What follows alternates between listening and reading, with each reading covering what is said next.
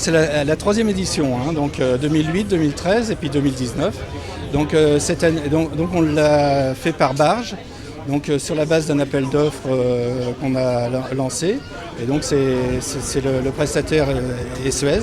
Donc voilà. Et cette année on a innové dans l'extension des consignes de tri. On a mis en place un guide pratique en 4 langues destiné aux marins pour s'accaparer la bonne démarche pour accueillir le bateau. Donc le bateau passe à 10 heures et donc c'est un tri sélectif qui se fait à bord, c'est ça? Voilà, exactement. Voilà.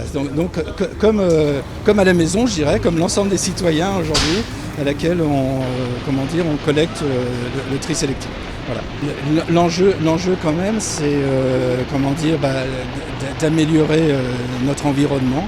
Et donc le déchet est un vrai marqueur environnemental. Et donc l'idée, c'est quand même effectivement de collecter et puis d'être dans un cercle vertueux.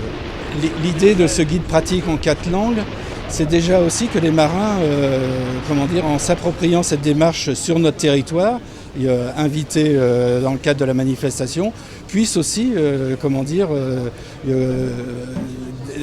sensibiliser et développer cette pratique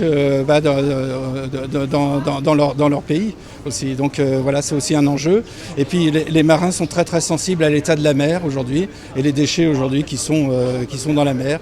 Et donc je pense que vraiment ce sont des vecteurs de communication aujourd'hui sur le tri sélectif, sur laquelle il faut effectivement travailler et sur laquelle le SMEDAR apporte sa contribution aujourd'hui par sa démonstration.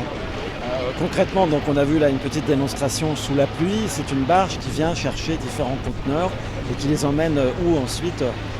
Donc les déchets sont acheminés à Grand-Quevilly, à l'écopole Vesta, et donc sont traités, le verre, le plastique pour la valorisation, le recyclage, et les déchets en mélange à l'incinération pour la valorisation énergétique.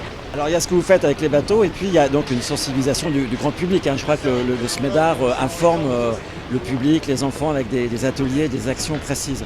Effectivement, donc on est présent par la collecte des déchets des bateaux, mais aussi on est présent sur l'Armada, dans le village de Rouen, avec ce mur d'escalade, justement pour sensibiliser les enfants sur le déchet. On sera présent aussi sur le village des initiatives positives. Et puis on accompagne aussi avec la métropole les communes lors de la grande parade, puisque on accueille beaucoup de monde. Et donc j'étais entouré d'élus aujourd'hui qui sont de ces communes-là et qui sont mobilisés aussi pour cette grande parade.